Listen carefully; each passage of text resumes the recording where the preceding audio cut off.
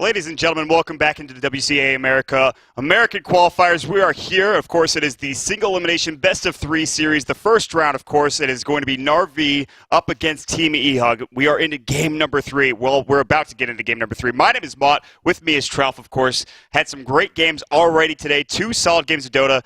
I guess it was kind of one-sided for both sides, to be honest with you, between the first 2 games. First game, obviously, going in RV pretty heavy-handedly. Ush going in with a great tiny, pushes down the tower, no problem there. Second game, Corey's Drow Ranger and pretty much the entire team of eHug, they were able to take down the towers as well. So 2 kind of similar pushing strats, take down towers in about 20 to 30 minutes into the game, and they win.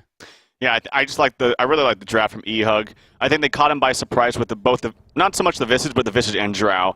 Like I was saying, I think teams right now think that Visage is a great standalone pick because he got buffed, but you know, you forget sometimes how strong that Visage-Drow combination is. So maybe if you see one of those picked up, might be a smart reason to ban out the second one. I think Pandago played the Visage very, very well. Yep. Despite the fact, I mean, Justin was crushing mid lane in the first level and a half, just absolutely dominated with the help. I mean, it's not like Drow Ranger Aura helps you that much. It's already a hero that has a significantly higher base damage than the SF. I'm very surprised that Ush went for Necromastery over Race. It didn't end up mattering because Fog spent a lot of time, actually most of his time mid, just, you know, securing farm on the Shadow Fiend, getting a kill on Quap, stacking a ton, which was great, but Shadow Fiend just didn't do anything with items against the draft, so I think that's more of an outdraft necessarily than an outplay. Maybe Korok didn't get enough farm, maybe didn't move around as much. Smoke ganks definitely didn't work out at all. Both of them failed from NAR, so we'll see what kind of draft we have from Team eHug. Yeah, this is going to be, I think, the most important, well, obviously the most important draft. And again, the Queen of Pain, first pick, first band, as always, taken out. And, of course, the Visage respect as well. So that's some serious hate. eHug have a great game, and Narvi say, we don't really want to deal with that again. Visage seems like a good hero. They might actually be able to get Ursa here. Oh, they go for the Undying instead.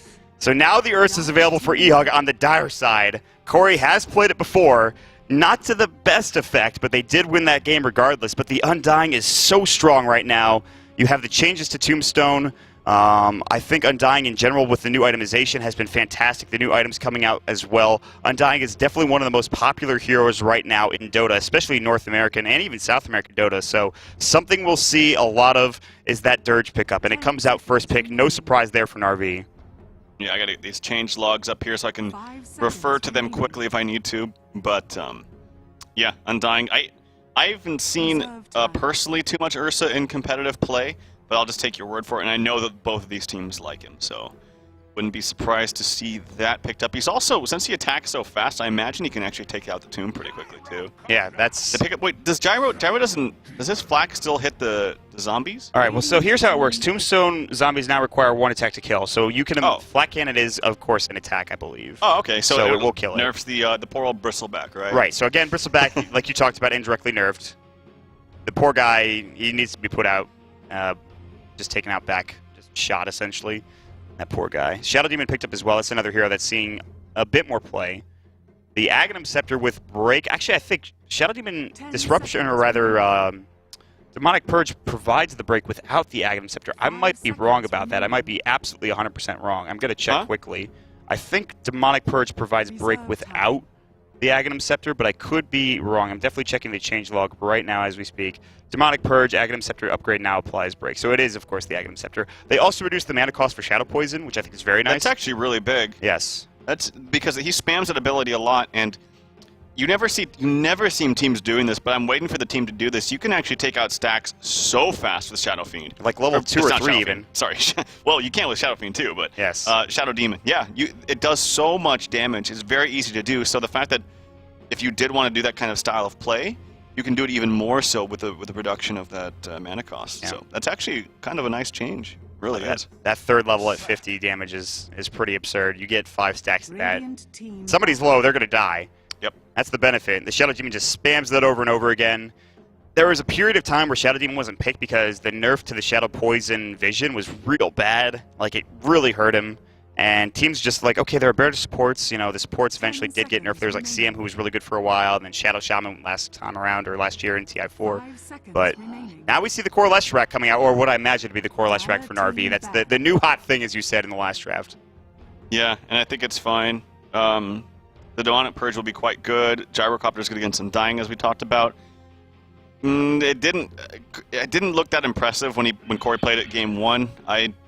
Zions were okay. I didn't really like the Helm of the Dominator. I also didn't really like the standalone Yasha. Yes. This is not a hero that really benefits that much from Manta unless it's an obvious Manta game where you're up against like a Treant Protector. Yeah. Or a co-op that is a Rushing in Orchids or a Storm is Some sort of silence, yeah. But in that game, it just didn't feel like the right item build. We'll see what he goes for this time. It obviously, like I said, is good against the Undying because of the Tombstone. But if Shadow Demon gets farm this game, man, I think that he can just take over. I really do. I'm hoping to see him played more in a 4 position than a 5. Get that being Acceptor. said, yeah, well, yeah, if you can. I mean, that's pretty good. The dream. Let's see. We'll see if the break really is applicable this game against certain heroes. Like Leshrac, does it really matter? There's no passive ability, so it doesn't really matter. But there might be. I mean, there's 3 more heroes to pick.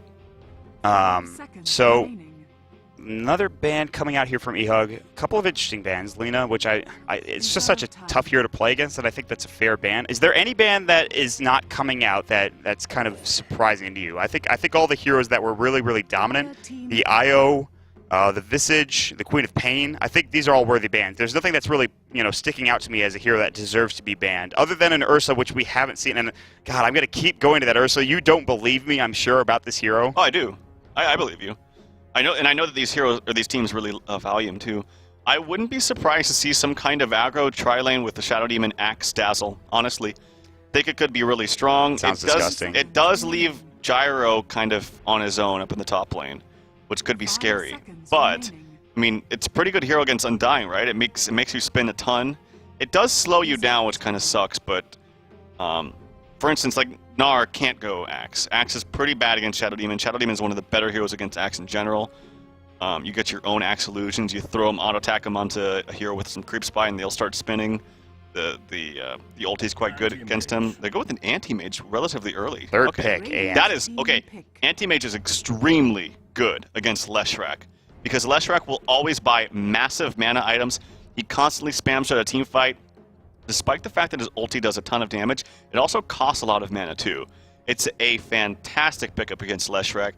You almost wonder if you have to go BKB Lincolns now for Lesh, because you're going to need to stop that that mana void from really from not only killing you but your entire team if you're nearby. That AoE is just going to wreck everybody. Leshrac is going to go.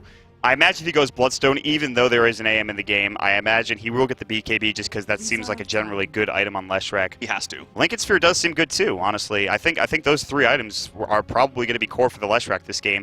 The AM is picked up early, so they do have ways to deal with it. The biggest thing for me is that Leshrac has all magical abilities except for his Edict, which is physical, which doesn't do that much damage. The AM, his spell shield at max level is 50% magic resistance, which is a shit ton of magic resistance, to be honest with you.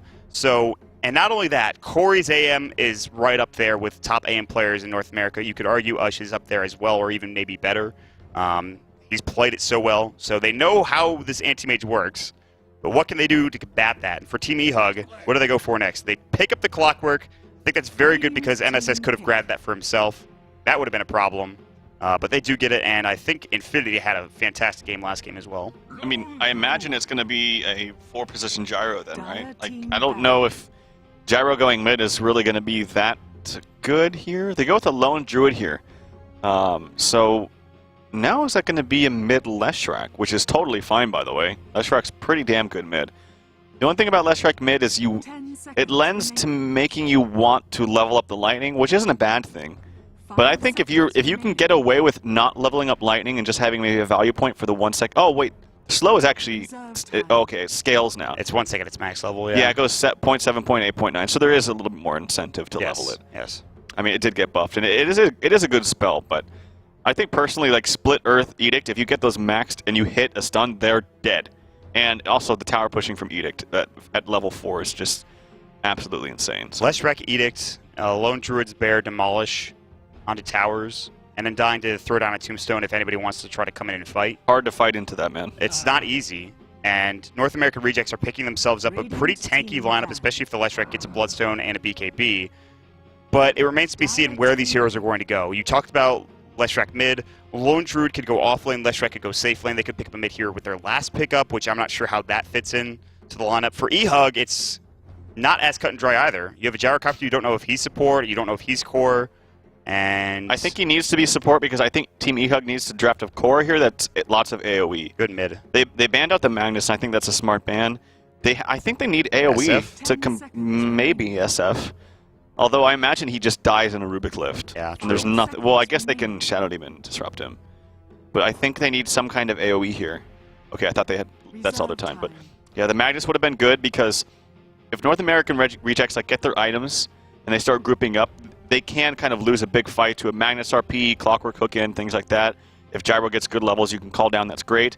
But if they don't, they go with the Wind Ranger, that does have D-Push, so that's pretty good, actually. Yes. So you need D-Push against, I mean, look at the lineup of NAR. But the D-Push might not matter, because Lone Druid's Bear is going to just take the tower anyways, for the most part. The Demolish is good, it is not that good early on. Yes. The main thing is going to be this Leshrac Edict. Yes. If they have him next to that tower with no creeps and they don't have a glyph, that Edict will take out half the tower's HP. It's insane. So we're thinking Wind Ranger mid, Gyrocopter safe lane. Yeah. No, Anti-Mage safe lane, Gyrocopter support with Shadow Demon, Clockwork off lane. I think so. I think Wind Ranger's a much better mid than Gyro. So. Yes. That seems... And I think presumably it's going to be a Lesh mid. I think it's going to... I just think instinctively it's going to be a Lone Druid safe lane farming. This last hero, probably a hero for MSS with like Rubik Undying as a support duo. I'm not 100% sure. If they do that, they can go aggro, still fight, put Lone Druid solo up against the clock if they want to. And I think Lone Druid will win that very handedly. Once you hit level 5 against a melee, it's just a lost lane. You cannot lane there anymore. And a TA. So it's actually going to be... Rock mid TA. That's his Rock jam. mid TA, and then it's going to be... Okay.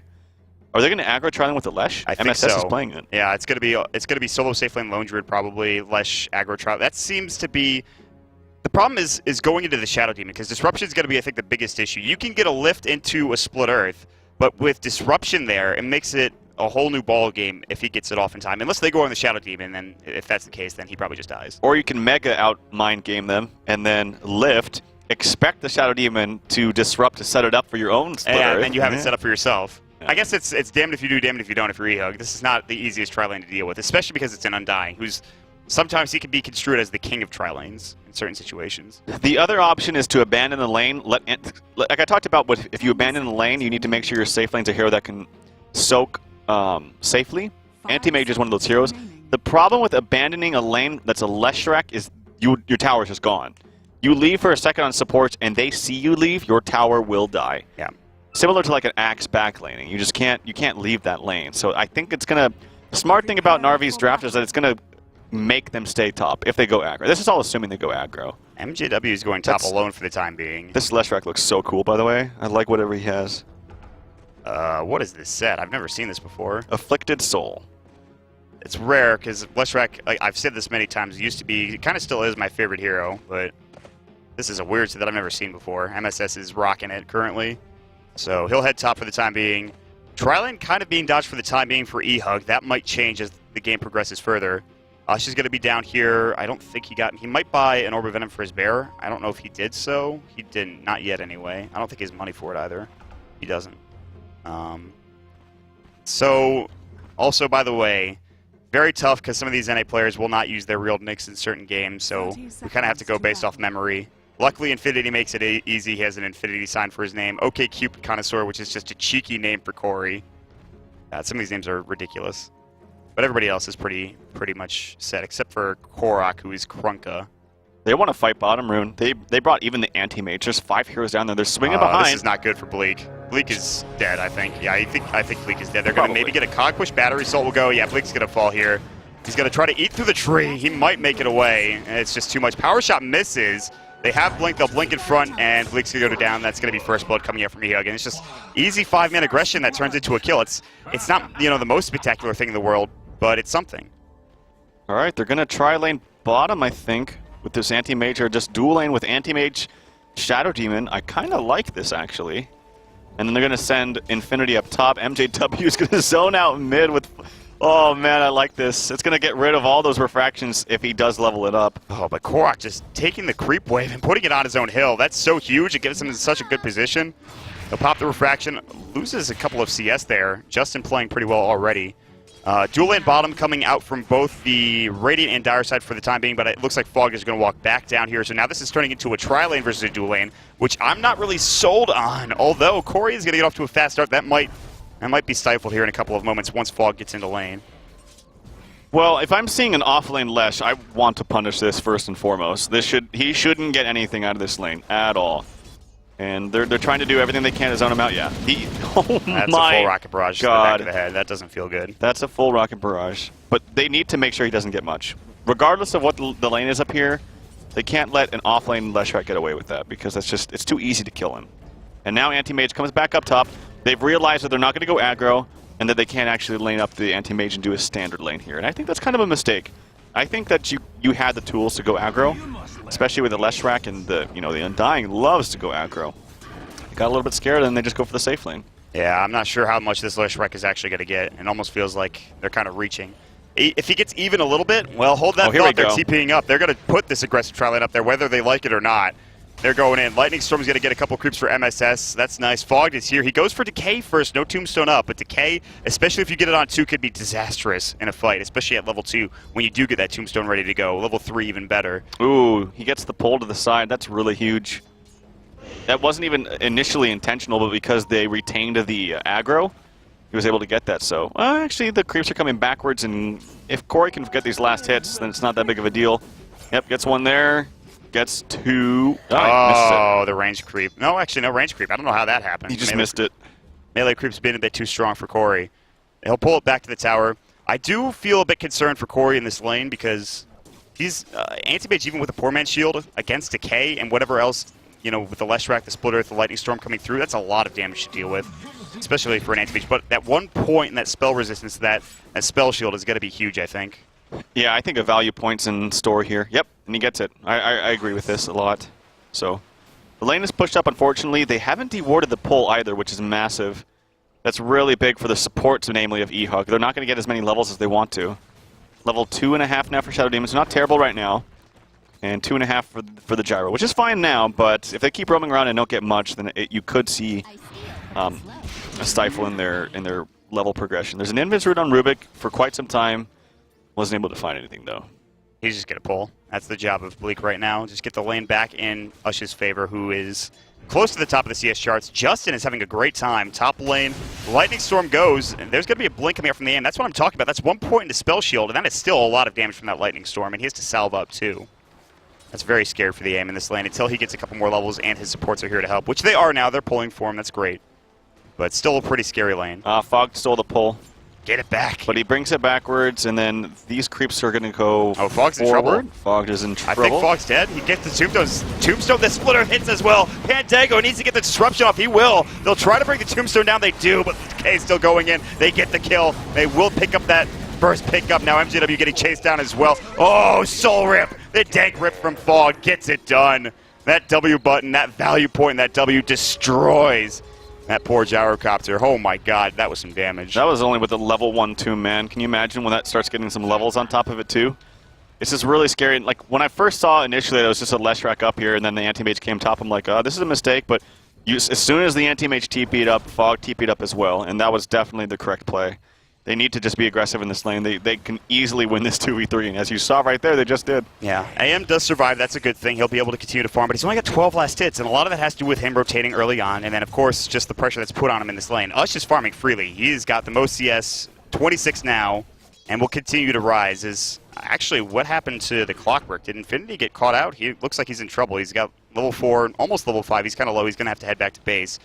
I will say this, Justin's doing very well. This is Korok's best hero, I think. I would argue that this is Korok's best hero, and Justin is actually doing very well against this TA, but we got to pause. Yeah, TA is actually not that bad against Windrunner either, because there's no tons of damage to get through refraction charges.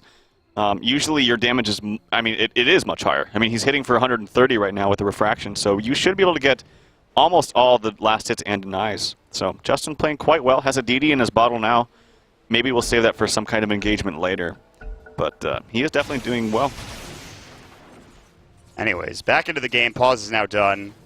Korok sitting on Boots of Speed. He's got his Wraith Band as well. Anything flying out bottle, I think he might have been crowing that. Trying to get to maybe an Aquila. Traps up, double damage rune. Jim, that's going to be... it's going to be tough to deal with. But at the same time, I feel like these lanes are going really well for NAR. If they can get a couple more kills top lane or just stop this AM from farming, they'll be in a really good spot. And with level 2 Tombstone now, they have that option. Yeah. And the Syllabear has gone for early phase boots on his bear, which I think is fine. I think his build needs to be something early game oriented, because this is a hero that can always make it to late game. The problem with Lone Droid is not being able to fight early enough and not coming online early enough. So if he goes for an early game build with a team that's centered around that kind of early game fighting with the Undying and the Leshrac, then I think he'll be fine with late game. He's got 12 slots, so. There's so much you could do with itemization too. That's the crazy thing. Like I just, it's so hard to itemize, especially on that hero early on in the game. Korok's gonna get caught out. He's got no refraction. He does have meld, but they're going to dust him up, and the Tombstone's going to go through, but Fogged is here alone. Actually, no, look at these TP rotations in. Split Earth onto Justin. This is going to be a 1-for-1. Fatebolt goes through. They get the telekinesis off onto MJW. Slowed up, and they get the kill. There's the Lightning Storm coming through as well. Turns into a 2-for-1. The Deathlust from Fog Zombies doing some work in that fight there. Beautifully done. Nice rotations coming out from NAR V2.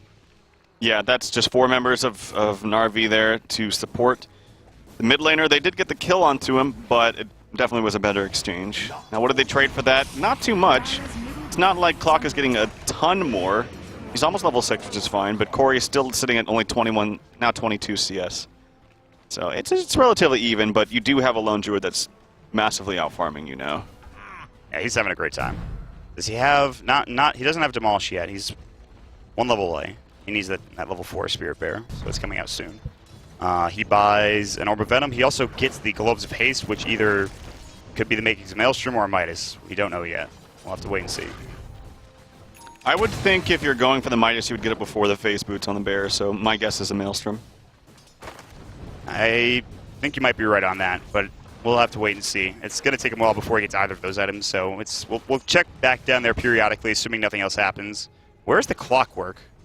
Where is it's over on the side on the bottom with the hook shot actually onto Ush, but he does get the ultimate off, so he's going to be pretty damn tanky here. And actually entangle. Oh, the root onto MJW, but is it enough? It looks like no. They can't chase him down. They're looking for another Entangling Claw.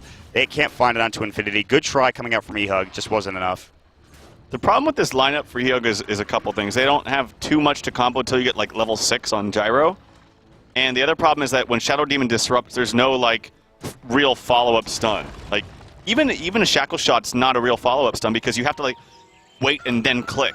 It's not immediate. It's not like I set up something with a Lion Stun or a Leshrac Stun. You have to still wait. Yeah. So these abilities with Shadow Demon Disruption don't exactly combo up well. The Clockwork Hook doesn't really combo up that well, except with maybe a split. A Power Shot. That's about the only thing. And then maybe the Gyro's ulti when he hits level 6. Top lane. Here we go. Oh, that Shackle will land. They don't need a disruption for that one. Soul Catcher goes in. They get the Tombstone. Soul Rip. He's low. Mana Void. Not enough. The Split Earth. Can they get the kill? The Zombie's going to town. The Edict as well, but it's not enough. Pandago going to go down. MJW. Here comes Quark. Melt Strike. Melts MJW. They're going to get 3 out of this. Justin's going to try to get away. Maybe they get 3. They miss the Split Earth. They need a Side Trap. It's up in 1. Lightning Storm goes. Another Side Trap placed down. They're going to dive. The Shackle Shot will not last. Telekinesis. That's 3 dead. Nice rotation from Korok, as he wasn't getting much out of the lane mid. He's only got 31 CS, but boy, did he do some damage with that Meld Strike up here in this top lane. That's the first pick Undying for you, man. They initiated with him with level 2 Shackle. Maybe needs to be longer duration. Level 2 Shackle. Oh, the come snipe! on, Fog. You knew that was going to be coming. That's a free kill for Infinity. He's level 7 now after that. Oh, God. And they don't even get the tower. So that was a great exchange for Narvi, but oh, what a big kill there for Infinity. That should not have happened. That should not have happened. Fog knows it. Fog is, he's upset, I'm sure. Clarity gets canceled on the Clockwork. No Entangling Claws. Ush's procs have not been, oh, well, as I say it, not that it's going to get this kill. It is going to do a lot of damage, though. Meanwhile, mid, Justin putting pressure onto the tier 1, although he just started hitting it. It looks like they'll rotate Bleak back over. Shackle Shot does latch to the high ground. Power Shot's probably going to pick up the kill. Maybe not. Justin actually being a bit scared. He could have gone for that, decided against it. I think he was scared if he walked forward to get auto attacks in the for sure Power Shot. There's a chance that the lift comes out into the tower, into a TP, into a stolen perhaps Power Shot like he just got. And it could have been scary, but I'm surprised he didn't at least attack one more time and then go for it. Anyways, he picks up an Invis Rune. Still doing okay for himself despite being 0-2. He crushed that lane. Like, he dominated Korok. His CS was so much higher. I actually wish that the anti-mage would have gone for treads over the Ring of Health. I think he would have done a lot. He could do a lot more damage with auto attacks. Obviously, he wants the regen, but he's not a real threat in any engagement at all. They just don't have the damage to get through this tombstone of Fogged. It's just way too strong. Still has one more level to go too. That's frightening. He will not skill up his ult at level 60. He puts the 2 points into Soul Rip, Soul Rip at level 2 is so huge. Bottom lane tier 1 tower, very tough to defend this. Now, like I was talking about, the Demolish and the Edict coming out won't be able to take the tower down within that first Edict, but speaking of Edict, what level is that? 3? Okay, so MSS is... He doesn't go for that value point. He actually goes for a very interesting build. 2 Split Earth, 3 points Lightning Storm, 3 points Edict. It's very strange. Yeah. Or the biggest thing is actually there's a disruption on offensively onto TA. We'll see if he can get away. Oh my god, the damage is real, but look at the damage from the Rocket Barrage. Tons of damage too. A hook shot onto no refraction. Might get this kill he just left coming out to dry when he melts there, and then he just dies anyways. It looks like he is going to go down. Big turn, double kill for Infinity. That was not a great initiation. Korok going in too hard, it looks like. Infinity has a double kill now. He is starting to get going here. This is not a team you want to have that happen to. Like, when you stop the snowballing effect with blunders like that, it's really, really huge against an anti-mage. An anti-mage with a Windrunner on his team too. Also, what's weirder to me is they got the tower bottom, which is great, is the fact that he doesn't have his ultimate on Leshrac. It's like the best level 1 upgrade you could possibly think of. The mana cost per second is extremely low at level 1. It's only 20 per second. You go from 0 to 100 damage, and then it goes up by 30 increments after that. It's the monster value point of value points. And I'm really surprised he actually didn't get that. He's not feeling it, man. It's a very, very good level 6, or I should say level 1 ult to get. I'm very surprised he hasn't got it. Yeah, well, it'll take some time. Maybe he levels up next level. Maybe he wants to get Max Edict first, and then go from there. But Korok's going to head top. They're going to have Fog nearby as well with a Tombstone, which is still... Actually, it is up to level 4 now. Rubik's nearby, who is level 6, so he's got his spell steel ready to go. I don't know if they defend this tier 1 tower. They're not really in a position to do so. They want to try to go on mid tier 1. They force out the Glyph. Justin has a double damage rune. This Focus Fire is just going to work. This tier 1 tower is dead. The mid tier 1 is actually pretty important too on the side of Narvi, but they lose it. Top lane, they'll get the tier 1 tower there. Bottom lane, Ush is pushing in, looking for some damage on the tier 2 tower. He did go for the Maelstrom, by the way. It's flying out right now, I believe. And there it is. And that's good. I still think Midas would have been okay, but since he, like I said, like he went for the phase boots, it would seem kind of weird to go phase boots and then the Midas. So this is fine. Although Clock is... This is what they sacrifice, and they've done this. They did this last game too. They sacrificed roaming around, putting heroes top for an easier time for the enemy offlaner. Now he did get the kill on Fogged, which he shouldn't have got. And then he got a double kill in mid, which should or shouldn't have got. But either way, now he's off to a 3-0-1 start with a very early blade mail. Edict will go. Soul Catcher onto MSS. That's going to do some spicy damage there. He has to back away. Ush is left to his own devices bottom with this Maelstrom. They don't want to fight with him yet currently. This feels like a really weird game because like there's so much early game damage coming out from both sides, but there's also so much late game potential for both teams. Yes. There's an anti-mage on one side, there's a lone druid on the other, and when push comes to shove, what happens when we get there? I do think that Windrunner's actually pretty good late game against Lone Druid. I can't tell you how many times I've seen Lone Druid trying to micro and he ends up shackling himself to himself with a bear. It can kind of be a double-edged sword in that sense. Yeah. You gotta be really careful about that. If it does get to that stage, we'll see. See, the deep push of Windrunner is so good. I really like this last Shackle shot from Fogs. He throws up the Tombstone. Will they focus it down? MJW's here. Shackle shot stolen. Latches onto Infinity. A nice defensive disruption. There's the Lightning Storm. Cooldown's going to go. This will be a nice push away. Tombstone did some work, but they have to just kind of back up, and especially considering AM is now getting free farm mid. Yeah. You can say the same thing for Ush bottom lane, though, too. It's more important than anti-mage is getting on the farm, though. He needs it. He needs it way earlier. He has to... The faster he comes online with the Battle Fury, then you have that time clock in your head. Yes, you do have 12 slots on Lone Druid, but Anti-Mage is just, I think, a flat-out better hero. It's going to take some time, though. He only has his Perseverance. Ush? Ush, you kind of just stayed still there for a moment. This is not one of those games where you could just kind of sit AFK and micro. You really have to be on the ball. As you mentioned, Shackle Shot, Hook Shot, and any other sort of initiation, if you get like a Blink Dagger or a Blink Hit from an AM, is also a pretty big deal. Did they stack it all for the TA, for Ancients, or did they already do them? I don't think they did. Which is very weird. Yeah, that kind of sucks. But all right, we'll see. Kind of stagnant right now. MSS pushing mid right now. Gyrocopter ulti comes out, some pretty good damage. They do have tools to counter push. It's pretty nice. And Leshrek's been level 8 for a long time, because when I was making that point about having no ulti, it was like 3 minutes ago. He just hit level 9. He has yet to scale up that point, though, I think. Something tells me he's going to go for Edict, just because he's already put 3 into it. Yeah. But there really is, at least in my opinion, there's no reason to not level up the ult at 6. It's just way too good of a nuke. Hookshot actually misses onto a stationary Ush, and he gets the tower. Now he's going to met up against the anti-mage. Shackle shot goes in, latches. Beautifully done from Bleak. They're going to get this kill on AM, maybe. Smoke comes out. They're going to catch up. There's going to be the telekinesis as well. Blade Mill going to work. Ush not really taking that much damage. Demonic Purge coming through as well onto Bleak. Bleak in trouble. Has Spell Steal if he wanted to use it. Disruption going into Ush. Oh, Pandago gets rooted. Pandago's going to fall, it looks like. The Shackle Shot doesn't go. Ush is still alive, and he's just going to go to work. Shackle Shot on the Bear latches. Now the Rocket Barrage going. Ush finally going to fall after getting 2 very important kills. Did he get the AM? Did he not get the AM? No, he didn't. Oh, I thought the AM died. No, he was able to blink out. That was the most lucky rooting I've ever seen. That was 3 roots on 3 different heroes. Like root on AM, root on the clock. That was pretty bad by Frankie, I gotta say. He like missed. I didn't see the hook, but I'll take your word for it. And then he walked over. He's like, "Oh wait, here, let me give you a shackle." Let me show you where Ush is. Ush is here, and he's standing here for about like a good solid 5 seconds. Frankie's like here, Hook's like here. Oh god. So yeah, it's unfortunate. Just sometimes you swing and a miss. Well, that just happened. But, you can maybe fault him for saying, oh, why'd you get hooked or shackled? But it's a Rubik shackle. Yeah. So you forget about that. You don't know for sure if he still has the spell. He has it for like 5 seconds. Yeah, it's only level 1 ulti, so it should go away. But, yeah, that's just the nature of Rubik and why he's also a pretty good hero. You forget sometimes, You're not expecting it. Yeah, you're like, dude, Windrunner's on my team. Why am I shackled now? Somebody please help. I don't think Ush needed to die there, but at the same time, I don't think he had a TP, and even if he did, he went way too hard. I know he got those first 2 kills. Well, he didn't get the anti-mage. He got the Shadow Demon and I think the Clockwork. But he went in way too hard, I feel like. Regardless, he's back up and alive now. Korak is up to 3k gold. He's got to buy something soon. They're going to pop up the call down. It'll do some damage. Edict's still going to work from MSS. It is level 4, as we mentioned. They should have glyphed that. You should glyph whenever Edict comes out like that. Ooh, Shackle actually almost latched onto... latched there. Yeah.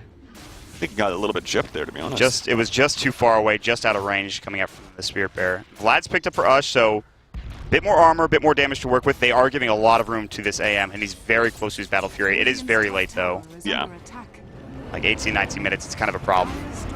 Shackle Shot goes on the backside. I don't think it goes on anybody. It doesn't latch there. Edict's still going. They glyph now. That was a really, I think, nicely timed glyph.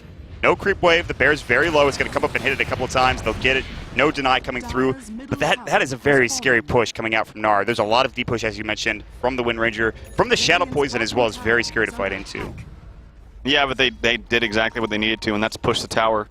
They did give time for Anti-Mage, but split pushing Anti-Mage without the Battle Fury is not nearly as effective. If he had a Battle Fury, he probably puts that tower very low. He at least has a Battle Fury, but as you were mentioning, it's just very, very late. Hasn't died yet, though, so I guess that's something. Battle Fury Vlad's maybe for more split push potential coming out from the AM. I don't know. That's a full Deso that's picked up by Korak. Hookshot misses onto Fog. Infinity's having a rough game. Spell was stolen. Did he get Hookshot? He did. Bleak's waiting for it. He's looking for the opportune time. Mech's going to go through. Fog in trouble. Going to try to live. Soul Rip keeps him up for just a moment longer, but that's a moment enough for Infinity to go down. Hook onto MJW. Infinity's about to fall. MJW gets rooted up as well. Goodbye, Gyrocopter. They pick up 2 for 1 trade there. Nice steal from Bleak. He's on point this game so far. He's ready to go. Yeah, that's a good spell to steal. And despite the fact that Gyro's pretty good as far as killing out the zombies, his actual damage onto the tomb itself is not very good. Yeah. And Rocket Barrage with the zombies around you does literally nothing. Or close to nothing, I should say. But we'll see. I don't know. I'm trying to think if you go for Vlad's. I don't know if this is a Vlad's game for Anti-Mage. I think this is just a Manta. I think you need to get that Manta to get out of Entangle, to just make yourself more difficult to kill in general.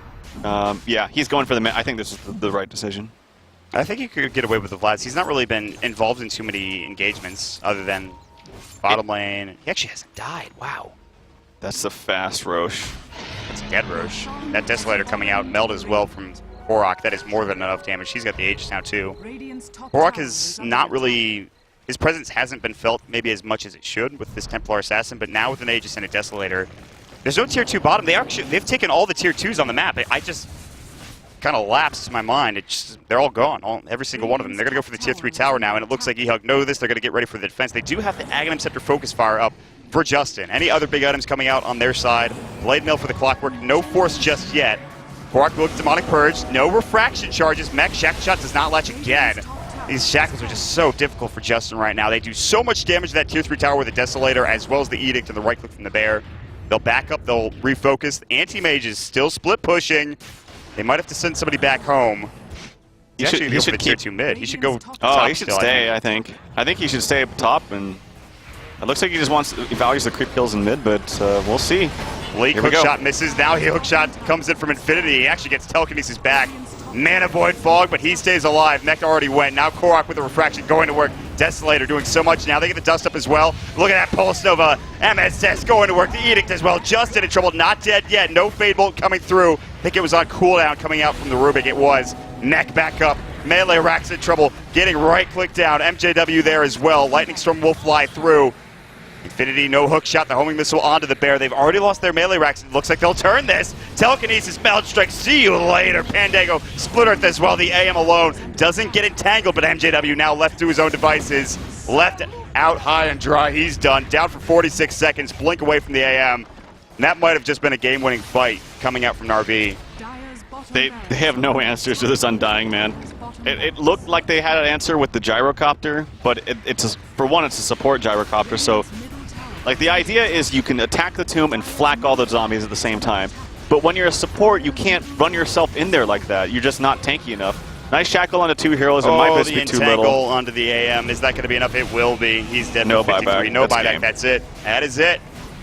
It did go 3 games. Not many were expecting it. A lot of people thought Na'Vi were the big dogs in this matchup. eHug coming in playing a solid second game, but that third game, like you mentioned, Undying went to work, man. He just absolutely threw down that tombstone and went ham. And that's why it's first pick, first ban, I guess. I mean, this is the hero now, I suppose. Undying coming out. Although, there's still the problems in the late game for that hero, but I think this hero is very good, man. Yeah, well, just Fog made the good decision to go top. Like, I was a little bit scared and worried that they were just going to let him do an offlane Leshrac, but that wouldn't have worked. Right. He went top. They got 2 kills out of that. It was a 2v3 situation. They still won that top lane. And yeah, they just had no real answers to the Undying tomb. Like I said, if they picked him, maybe a one-position gyro, so he had a lot more fun, Farm could run in there, attack the tomb, and still kill all the zombies, and then be fine. But it just the 4-position gyro, I wasn't feeling it. It seemed like it was cool against the Refraction at the beginning, but that's about the only time we saw it be real flashy. Yeah. I mean, he ended 2, 6, and 3. I think he just had limitations with the hero, unfortunately. Maybe if you pick up like a Witch Doctor in that situation, maybe it's a bit better. Or just any other support hero, maybe like a Lion, I don't know. Anything really. But they just, yeah, anything to deal with the tomb. Like, or they just maybe even needed to go back and maybe, like Lycan's Wolves, for example, are really good for tomb. I'm just throwing things out there. They got owned by the tomb. They had no answers for that tomb, and so when that came out, if it wasn't a good position, if they tried to fight into it, you had to just run away. But when you're pushing your racks, you can't exactly run away from that. No, so you kind of have to defend there. It's all in. And we saw that actually multiple times in this game where there would be an Aegis on a hero, and they just couldn't stop the push coming in. Either they couldn't initiate on the hero, or they got initiated onto. Yeah. I think that was actually kind of the story of the game. But they had a better, like, he actually did it this time where Korok had the Aegis, and the second he walked up, you saw Shadow Demon ulti. That was the right decision. Yes. But they just, like you mentioned, the shackles just, they weren't hitting at the very end there. They were okay in the mid game and the early game, but at the end, they just weren't connecting. With that being said, that is going to be our first series of the day done on this lower side of the bracket. Na'Vi moves on. They will face up against the winner of our next series, Summer's Rift and Void Boys. As far as this next series is concerned, I think a lot of people are favoring Summer's Rift quite heavily in this series. Yeah, I think this will be a pretty clean 2-0. I think after Void Boys had their time when they looked pretty decent. They took some games off of EG, for example. Right. I think it was in the MLG qualifiers some time ago, but I don't remember for sure. But that was back when they had Pat Sol. And someone told me that Pat Sol's actually moved back to China and now playing with some Chinese teams or something. I did not know that. Someone told me that. I don't know if that's for sure, so don't take my word for it.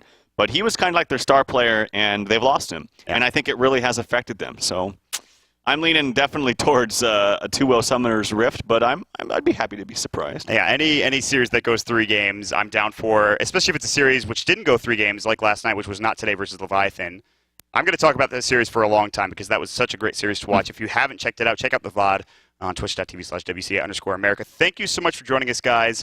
We will have some time, I believe, before the next series. Not sure how long exactly, but we will be jumping into Summer's Rift versus Void Boys in just a bit here. Again, this is WCA America, a lot at stake. $50,000 in prize pool, a trip to Shanghai, China for the WCA land. Very exciting stuff for American teams in general. On the other side of the bracket, Root, not today. They've made it through. Narvi on this side. Who will be next? Will it be Summer's Rift? Will it be Void Boys? We'll see in just a second, guys. My name's Mott. With me is Trelf. You can follow us on Twitter, @MottDota for me, @TrelfDota for him. We're going to jump into a quick commercial break here. You guys stick around. We'll be back in just a little bit.